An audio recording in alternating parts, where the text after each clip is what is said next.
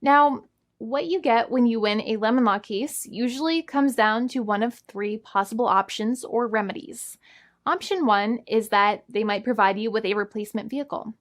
Option two is that they might offer you a refund or what is called a lemon law buyback. Options three, I will discuss option three a little later on in this video, and it is an important option you should know about as well with some real lemon juice. So let's start with the first remedy. Option one is that they can provide you with a replacement vehicle, which means you can basically trade your car in for a different vehicle, but there are some important things you should know about this option. The replacement vehicle should be a vehicle of similar value. The replacement vehicle should usually also be a vehicle from the same manufacturer with similar MSRP cost. It's crazy that many times, even though you really don't like dealing with that dealership, you might have to get a second car from the same manufacturer, even though they have lied to you and given you the runaround or given you a hard time. But there is another option with this as well, because year after year, the cost of vehicles might go up and the new vehicle might cost more. That price jump can make it difficult to get a car with the same MSRP price. Even though your car was a lemon, you might still have to pay that extra cost for the new and now more expensive vehicle. Thankfully, there is option two, which allows you to get a refund through a lemon law buyback. But one of the problems with a buyback is that sometimes you might have to have a trade-in vehicle, and you might have still been required to pay more money on that trade-in vehicle.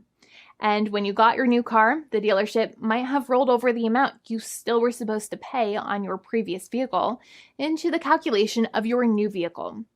In other words, you might have been upside down on the finances of your new vehicle.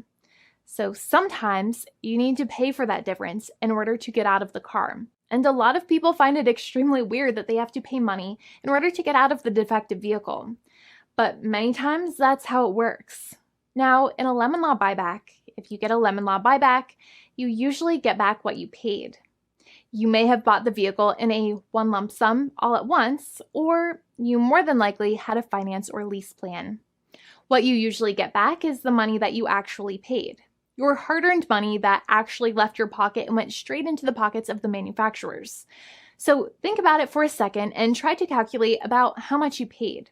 Think about the down payment and also add up all of the monthly payments that you have made for your car so far. It can add up to a lot of hard-earned money. In some cases, it can add up to $30,000 or more, but every case is different. Even though they accept that their vehicle is a lemon, many times the manufacturers still try to pinch pennies and also nickel and dime their customers. So they deduct certain fees during the negotiations, such as an offset for mileage for the portion of time that your vehicle did not have problems. Sometimes it is legal for manufacturers to deduct such things from the settlement you end up getting, but many times they may be doing so incorrectly or it might be taking away too much of your personal money. Having a powerful negotiator and experienced attorney by your side can be very helpful. In addition, most lawyers do not charge you out of your own pocket for their attorney's fees and court costs. Many attorneys only get paid if they win, and if they don't win, they just don't get paid anything. Lots of attorneys spend their own money on your case, and the attorney might never get the money back.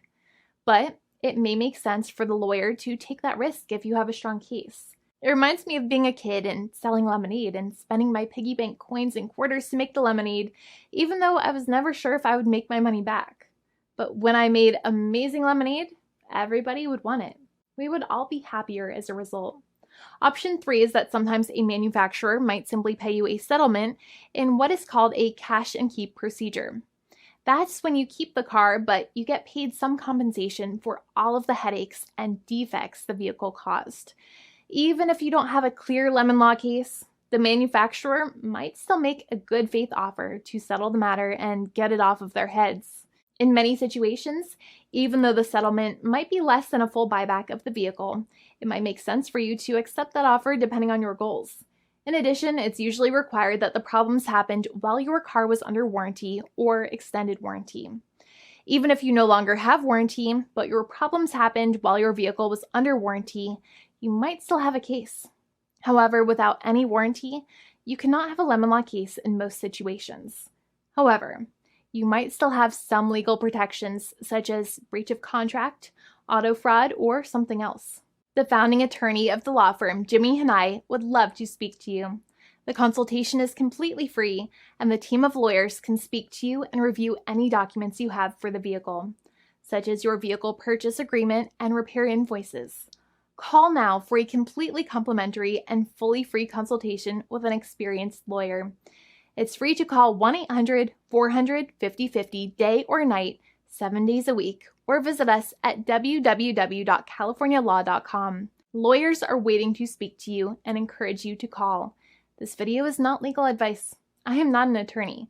I'm a paid spokesperson. Attorney Jimmy Hanai is a lawyer in the state of California and handles California lemon law cases. There are no guarantees. This legal advertisement is by lawyer Jimmy Hanai of CaliforniaLaw.com.